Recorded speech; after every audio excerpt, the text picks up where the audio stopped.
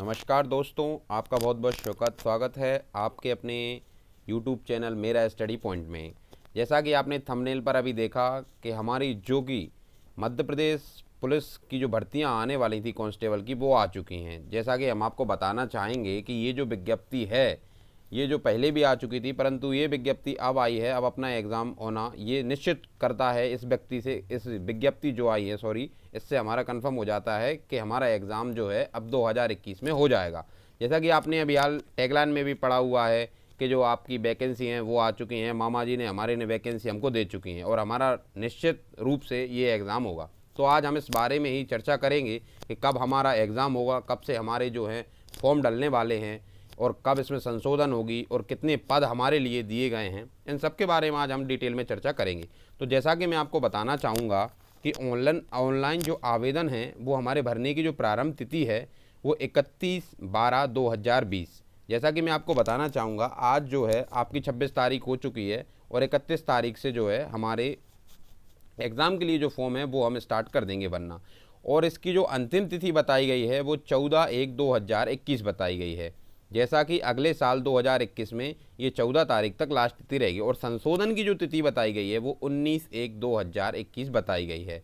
तो इस दौरान हम अब इसके बीच में डेट के बीच में हमारा फॉर्म भरेंगे और इसी के बीच में इसके बाद अगर कुछ उसमें संशोधन होगा तो वो भी कर सकते हैं 19 तारीख तक। जैसा कि मैं आपको बताना चाहूँगा कि अब ये आप यहाँ पर देख रहे हैं कि अनारक्षित अभ्यर्थियों के लिए ये आप देख रहे हैं कि 2 प्रश्न पत्र के लिए हमारे 700 रुपये प्लस विभागीय शुल्क 100 रुपये और ये दोनों मिलाकर 800 रुपये हो रहा है।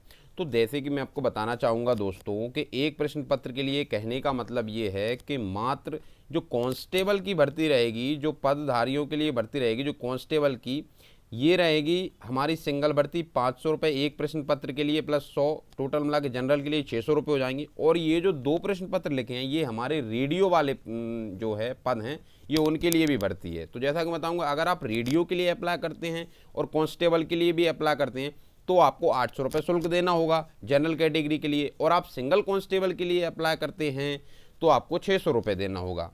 जैसा कि आप नीचे देख रहे हैं कि अनुसूचित जाति, अनुसूचित जनजाति, पिछड़ा वर्ग, निःशक्त अभ्यर्थियों के लिए, केवल मध्य प्रदेश की मूल निवासियों के लिए ये जो 2 प्रश्न पत्र के लिए दिए गए हैं, एक 350 रुपये हैं प्लस 50 रुपये विभागीय शुल्क, कहने का मतलब 400 रुपये हैं। और ये एक प्रश्न पत्र के लिए अगर आप भरते हैं तो आपके लिए 300 रुपये हैं। तो जैसा कि आप देख रहे हैं कि दोनों के लिए क्या जो है अपने विभागीय शुल्क और इन दोनों का मिलाकर हो रहा है 800 रुपये जनरल कैटेगरी के लिए और ये 400 रुपये जो है आपके अनुसूचित जनजाति के लिए हो जाएगा आपका। तो जैसा कि मैं आपको बताना चाहूँगा कि अब परीक्षा का दिनांक क्या है। तो परीक्षा का दिनांक हमको बहुत पहले से ही पता था कि जो अभी उस टाइम पे ये विज्ञप्ति निकली थी, हमारे लिए आई थी जानकारी में कि कब आपका एग्ज़ाम होगा, तो बिल्कुल उसी के माध्यम से हमको अभी ये विज्ञप्ति जो क्लियर कर दी है सरकार ने कि 6 मार्च से ही आपका एग्ज़ाम होगा, ये बिल्कुल निश्चित कर दिया गया है इस विज्ञप्ति में। और मैं आपको बताना चाहूँगा, प्रथम जो एग्ज़ाम होगा आपका प्रातः 7 बजे से 8 बजे तक के लिए और समय रहेगा इसका 8:30 से 9 बजे तक, मतलब 10 मिनट का समय रहेगा अपना निर्देश पढ़ने के लिए। और उत्तर अंकित का समय, कहने का मतलब ये यहाँ पर ये है कि जो आप प्रश्न पत्र हल करेंगे उसका समय रहेगा 9 बजे से 11 बजे तक। और जो दोपहर की शिफ्ट रहेगी आपकी 1 बजे से 2 बजे तक की रहेगी आपका रिपोर्टिंग समय, फिर 2:30 से 3 तक का रहेगा आपका निर्देश पढ़ने का समय, और 3 बजे से 5 बजे तक 2 घंटे का प्रॉपर समय रहेगा आपको एग्ज़ाम को सॉल्व करने के लिए। 6 मार्च से एग्ज़ाम स्टार्ट आपका हो जाएगा। देखिए अब एग्ज़ाम कब तक चलेगा ये अभी क्लियर यहाँ पे नहीं किया गया। देखिए जब कांस्टेबल का एग्ज़ाम होगा तो बहुत सारे यहाँ पे फॉर्म भरे जाते हैं। मैं आपको बताऊं, बहुत तो तादाद में यहाँ पे हर एक मतलब जो स्टूडेंट यहाँ फॉर्म भरता है और बिल्कुल ये सोचता है कि मेरी भी जो इस MP पुलिस की जो है जॉब लगना चाहिए। इस वजह से सभी इसका एग्ज़ाम में फॉर्म भरेंगे। इस वजह से अभी ये कंफर्म नहीं हुआ है कि कब तक अपना एग्ज़ाम चलेगा। तो 6 मार्च से स्टार्ट हो जाएगा, आप ये मान के बिल्कुल चलिए। जैसा कि मैं आपको बताना चाहूँगा, और भी हम जो है आप विज्ञप्ति अगर देखिए, विज्ञप्ति अगर आपको पूर्णतः विज्ञप्ति पढ़ना है तो हम हमारे YouTube चैनल के जो है नीचे लिंक में आपको इसका जो है डिस्क्रिप्शन में दे देंगे कि आपको कहाँ से विज्ञप्ति देखना है। और आप चाहें तो MPPEB की जो ऑफिशियल साइट है वहाँ से भी विज्ञप्ति को पढ़ सकते हैं। जैसा कि अभ्यर्थियों के लिए आधार पंजीयन अनिवार्य रहेगा। इसमें जो टिप्पणियों में जो आपको बताया गया कि क्या क्या आपको फॉर्म भरने से पहले जो भी बताया गया है ये आपको अच्छी तरीके से विज्ञप्ति में पढ़ना है कि आपके लिए आधार कार्ड अनिवार्य रहेगा आपका पंजीयन का, जो कि आप वेरीफाई करवाते हैं थंबनेल से, क्योंकि वहाँ पर जो आप एग्ज़ाम देने जाते हैं तो थंबनेल लगा कर ही एग्ज़ाम देते हो और अपना मूल आधार कार्ड या मूल लेकर जाएंगे तभी आपका एग्ज़ाम जो है हो पाता है वहाँ पर। और जैसा कि आप इसको पढ़ सकते हैं विज्ञप्ति में सारे 1 से 2 3 4 5 से 6 7, देखिए अभी हम आपको 7 पॉइंट बता सकते हैं, पर क्या है इसमें वीडियो बहुत ज़्यादा बड़ा हो जाता है, इसलिए आप इनको पढ़ लीजिए। इनमें यही है कि आपका आधार होना चाहिए और मूल एक फ़ोटो ले जाना होगा, आपको आधार कार्ड के साथ ले जाना होगा। ये आप विज्ञप्ति में पढ़ सकते हैं आराम से। ये आगे का समय जो निर्धारित रहेगा ये आपको बता देंगे कब आपको पहुंचना है, कैसे आपको क्या क्या जो है चीज़ ले जानी है। आप इसमें देखते रहिएगा आप और विज्ञप्ति को पढ़ लीजिएगा। हम डिस्क्रिप्शन में आपको पूरी विज्ञप्ति दे देंगे। और जैसा कि मैं आपको बताना चाहूँगा, अब हम करते हैं वैकेंसी पे बात, कि मतलब क्या वैकेंसी और कितनी किसके लिए वैकेंसी बताई गई हैं। तो देखिए रेडियो के लिए जो वैकेंसी आई है हमारी कांस्टेबल रेडियो के लिए, वो जो अनरिजर्व्ड कैटेगरी में है वो 16 वैकेंसी है, ओबीसी के लिए भी 16 हैं, एससी के लिए 9 हैं और एसटी के लिए 11 हैं। और जो ईडब्ल्यूएस इकोनॉमिकल वीक सेक्शन जो बताया गया, जो अपनी भारत सरकार ने जो कि ये दिया है ईडब्ल्यूएस, उनके लिए 6 वैकेंसी और टोटल मिलाकर अपना 58 वैकेंसी हो जाता है। इसी तरह ये ओपन में अगर अपन देखते हैं, ये कांस्टेबल ओपन में थी। एक्स सर्विसमैन के लिए अगर अपन देखते हैं 10% में, तो 4 हैं जनरल के लिए, 4 हैं ओबीसी के लिए, 2 हैं अपना एससी के लिए और 4 हैं एसटी के लिए और 1 है ईडब्ल्यूएस के लिए। यहाँ पर मिलाकर अपना हो गया 24, ये 14 हो चुके हैं सॉरी। और ये अपन देखना चाहेंगे और भी जो 15% हैं, फिर इसके बाद फीमेल के लिए हैं, ठीक है। ऐसे करके आप देख लीजिएगा टोटल मिलाकर यहाँ आपकी 138 वैकेंसी हो रही हैं। कहने का मतलब ये रेडियो के लिए जो अपनी भर्ती हैं वो 138 हैं। और रेडियो को छोड़कर जैसे कि अब अपन बात करते हैं कि कितना हमारे जो कांस्टेबल के लिए जो हम भर्ती की बात करते हैं, तो कांस्टेबल जीडी के लिए देखिए, अब आप कांस्टेबल जीडी के लिए अनरिजर्व्ड कैटेगरी में 472 ये वैकेंसी हैं। ओबीसी के लिए भी सेम 472 हैं। यहाँ पर एससी के लिए देखिए आप 280 वैकेंसी है, एसटी के लिए 349 है और EWS economical weak section 175 vacancy यहाँ पर हैं और टोटल मिलाकर 1748 वैकेंसी आपको देखने को मिल रही हैं।